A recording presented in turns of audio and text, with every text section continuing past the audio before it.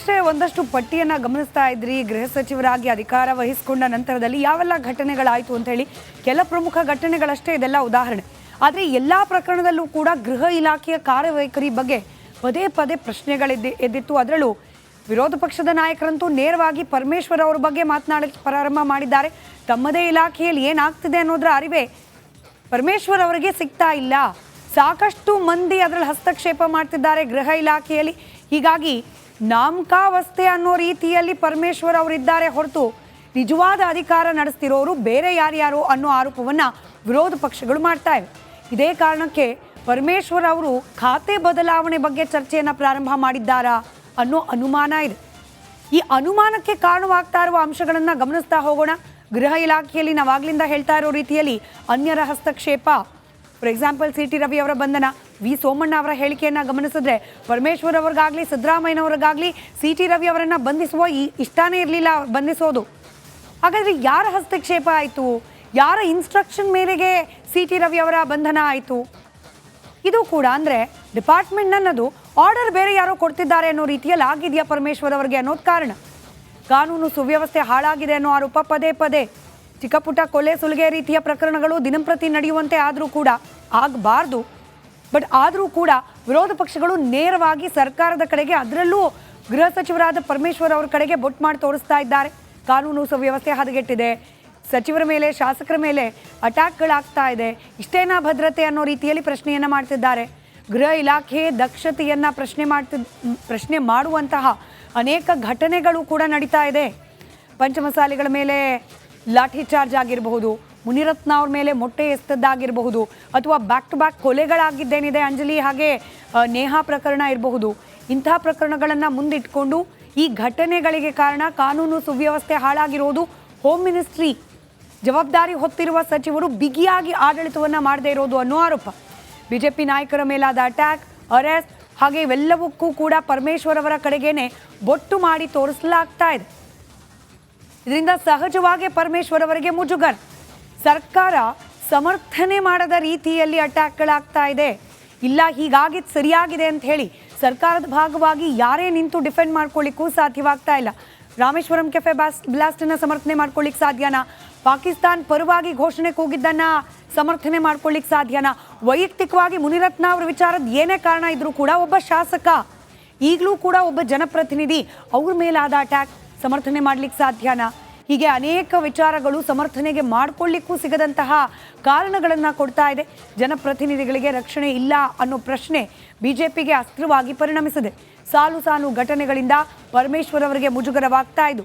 ಇದೇ ಕಾರಣಕ್ಕೆ ಅಷ್ಟೇ ಒಂದಷ್ಟು ಪಟ್ಟಿಯನ್ನು ಗಮನಿಸ್ತಾ ಇದ್ರಿ. ಗೃಹ ಸಚಿವರಾಗಿ ಅಧಿಕಾರ ವಹಿಸಿಕೊಂಡ ನಂತರದಲ್ಲಿ ಯಾವೆಲ್ಲ ಘಟನೆಗಳಾಯಿತು ಅಂತ ಹೇಳಿ ಕೆಲ ಪ್ರಮುಖ ಘಟನೆಗಳಷ್ಟೇ ಇದೆಲ್ಲ ಉದಾಹರಣೆ.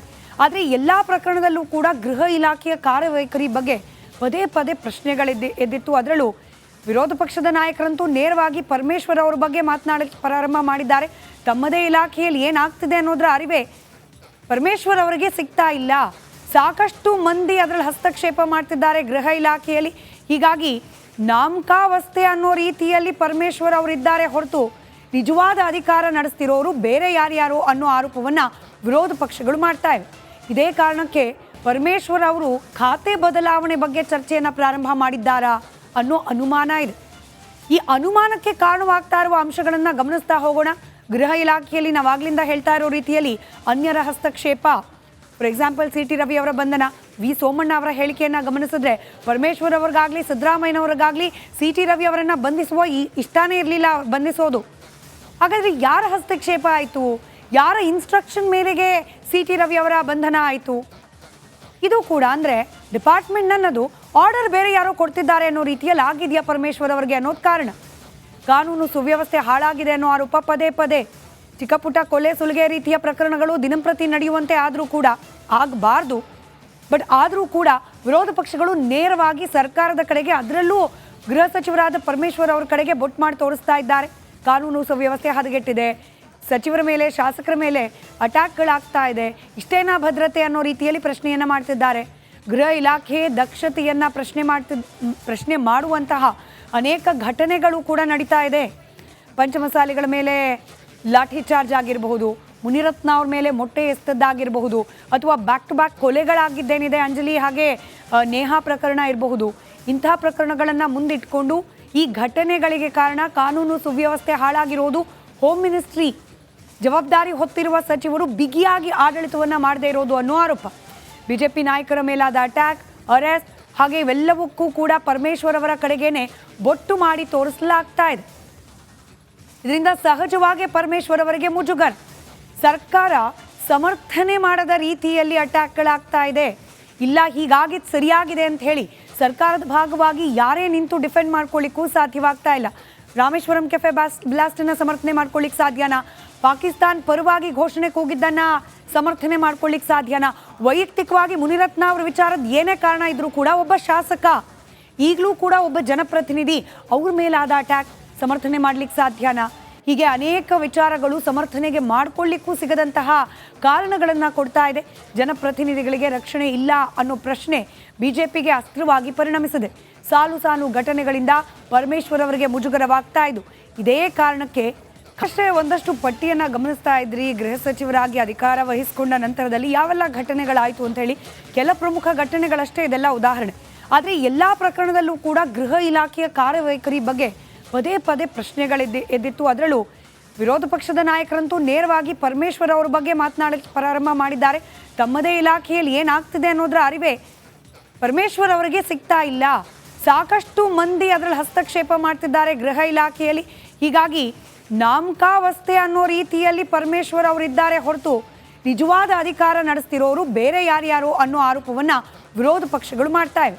ಇದೇ ಕಾರಣಕ್ಕೆ ಪರಮೇಶ್ವರ್ ಅವರು ಖಾತೆ ಬದಲಾವಣೆ ಬಗ್ಗೆ ಚರ್ಚೆಯನ್ನು ಪ್ರಾರಂಭ ಮಾಡಿದ್ದಾರಾ ಅನ್ನೋ ಅನುಮಾನ ಇದೆ. ಈ ಅನುಮಾನಕ್ಕೆ ಕಾರಣವಾಗ್ತಾ ಇರುವ ಅಂಶಗಳನ್ನು ಗಮನಿಸ್ತಾ ಹೋಗೋಣ. ಗೃಹ ಇಲಾಖೆಯಲ್ಲಿ ನಾವಾಗ್ಲಿಂದ ಹೇಳ್ತಾ ಇರೋ ರೀತಿಯಲ್ಲಿ ಅನ್ಯರ ಹಸ್ತಕ್ಷೇಪ, for example C T Ravi ಅವರ ಬಂಧನ, ವಿ ಸೋಮಣ್ಣ ಅವರ ಹೇಳಿಕೆಯನ್ನು ಗಮನಿಸಿದ್ರೆ ಪರಮೇಶ್ವರ್ ಅವ್ರಿಗಾಗಲಿ ಸಿದ್ದರಾಮಯ್ಯನವ್ರಿಗಾಗಲಿ ಸಿ ಟಿ ರವಿ ಅವರನ್ನು ಬಂಧಿಸುವ ಇಷ್ಟನೇ ಇರಲಿಲ್ಲ ಬಂಧಿಸೋದು. ಹಾಗಾದರೆ ಯಾರ ಹಸ್ತಕ್ಷೇಪ ಆಯಿತು? ಯಾರ ಇನ್ಸ್ಟ್ರಕ್ಷನ್ ಮೇರೆಗೆ ಸಿ ಟಿ ರವಿ ಅವರ ಬಂಧನ ಆಯಿತು?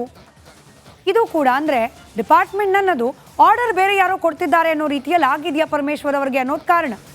ಕಾನೂನು ಸುವ್ಯವಸ್ಥೆ ಹಾಳಾಗಿದೆ ಅನ್ನೋ ಆರೋಪ ಪದೇ ಪದೇ. ಚಿಕ್ಕ ಪುಟ್ಟ ಕೊಲೆ ಸುಲಿಗೆ ರೀತಿಯ ಪ್ರಕರಣಗಳು ದಿನಂಪ್ರತಿ ನಡೆಯುವಂತೆ ಆದರೂ ಕೂಡ ಆಗಬಾರ್ದು. ಬಟ್ ಆದರೂ ಕೂಡ ವಿರೋಧ ಪಕ್ಷಗಳು ನೇರವಾಗಿ ಸರ್ಕಾರದ ಕಡೆಗೆ, ಅದರಲ್ಲೂ ಗೃಹ ಸಚಿವರಾದ ಪರಮೇಶ್ವರ್ ಅವರ ಕಡೆಗೆ ಬೊಟ್ಟು ಮಾಡಿ ತೋರಿಸ್ತಾ ಇದ್ದಾರೆ. ಕಾನೂನು ಸುವ್ಯವಸ್ಥೆ ಹದಗೆಟ್ಟಿದೆ, ಸಚಿವರ ಮೇಲೆ ಶಾಸಕರ ಮೇಲೆ ಅಟ್ಯಾಕ್ಗಳಾಗ್ತಾ ಇದೆ, ಇಷ್ಟೇನಾ ಭದ್ರತೆ ಅನ್ನೋ ರೀತಿಯಲ್ಲಿ ಪ್ರಶ್ನೆಯನ್ನು ಮಾಡ್ತಿದ್ದಾರೆ. ಗೃಹ ಇಲಾಖೆ ದಕ್ಷತೆಯನ್ನು ಪ್ರಶ್ನೆ ಮಾಡುವಂತಹ ಅನೇಕ ಘಟನೆಗಳು ಕೂಡ ನಡೀತಾ ಇದೆ. ಪಂಚಮಸಾಲಿಗಳ ಮೇಲೆ ಲಾಠಿ ಚಾರ್ಜ್ ಆಗಿರಬಹುದು, ಮುನಿರತ್ನ ಅವ್ರ ಮೇಲೆ ಮೊಟ್ಟೆ ಎಸ್ತದ್ದಾಗಿರಬಹುದು, ಅಥವಾ ಬ್ಯಾಕ್ ಟು ಬ್ಯಾಕ್ ಕೊಲೆಗಳಾಗಿದ್ದೇನಿದೆ ಅಂಜಲಿ ಹಾಗೆ ನೇಹಾ ಪ್ರಕರಣ ಇರಬಹುದು. ಇಂಥ ಪ್ರಕರಣಗಳನ್ನು ಮುಂದಿಟ್ಕೊಂಡು ಈ ಘಟನೆಗಳಿಗೆ ಕಾರಣ ಕಾನೂನು ಸುವ್ಯವಸ್ಥೆ ಹಾಳಾಗಿರೋದು ಹೋಮ್ ಮಿನಿಸ್ಟ್ರಿ, ಜವಾಬ್ದಾರಿ ಹೊತ್ತಿರುವ ಸಚಿವರು ಬಿಗಿಯಾಗಿ ಆಡಳಿತವನ್ನು ಮಾಡದೇ ಇರೋದು ಅನ್ನೋ ಆರೋಪ.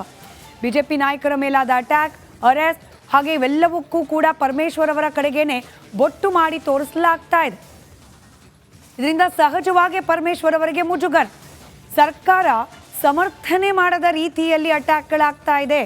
ಇಲ್ಲ ಹೀಗಾಗಿದ್ದು ಸರಿಯಾಗಿದೆ ಅಂತ ಹೇಳಿ ಸರ್ಕಾರದ ಭಾಗವಾಗಿ ಯಾರೇ ನಿಂತು ಡಿಫೆಂಡ್ ಮಾಡ್ಕೊಳ್ಳಿಕ್ಕೂ ಸಾಧ್ಯವಾಗ್ತಾ ಇಲ್ಲ. ರಾಮೇಶ್ವರಂ ಕೆಫೆ ಬ್ಲಾಸ್ಟನ್ನ ಸಮರ್ಥನೆ ಮಾಡ್ಕೊಳ್ಳಿಕ್ಕೆ ಸಾಧ್ಯನಾ? ಪಾಕಿಸ್ತಾನ್ ಪರವಾಗಿ ಘೋಷಣೆ ಕೂಗಿದ್ದನ್ನ ಸಮರ್ಥನೆ ಮಾಡ್ಕೊಳ್ಳಿಕ್ಕೆ ಸಾಧ್ಯನಾ? ವೈಯಕ್ತಿಕವಾಗಿ ಮುನಿರತ್ನ ಅವರ ವಿಚಾರದ ಏನೇ ಕಾರಣ ಇದ್ರೂ ಕೂಡ ಒಬ್ಬ ಶಾಸಕ, ಈಗಲೂ ಕೂಡ ಒಬ್ಬ ಜನಪ್ರತಿನಿಧಿ, ಅವ್ರ ಮೇಲಾದ ಅಟ್ಯಾಕ್ ಸಮರ್ಥನೆ ಮಾಡ್ಲಿಕ್ಕೆ ಸಾಧ್ಯನಾ? ಹೀಗೆ ಅನೇಕ ವಿಚಾರಗಳು ಸಮರ್ಥನೆಗೆ ಮಾಡ್ಕೊಳ್ಳಿಕ್ಕೂ ಸಿಗದಂತಹ ಕಾರಣಗಳನ್ನು ಕೊಡ್ತಾ ಇದೆ. ಜನಪ್ರತಿನಿಧಿಗಳಿಗೆ ರಕ್ಷಣೆ ಇಲ್ಲ ಅನ್ನೋ ಪ್ರಶ್ನೆ ಬಿಜೆಪಿಗೆ ಅಸ್ತ್ರವಾಗಿ ಪರಿಣಮಿಸಿದೆ. ಸಾಲು ಸಾಲು ಘಟನೆಗಳಿಂದ ಪರಮೇಶ್ವರ್ ಅವರಿಗೆ ಮುಜುಗರವಾಗ್ತಾ ಇದ್ದು, ಇದೇ ಕಾರಣಕ್ಕೆ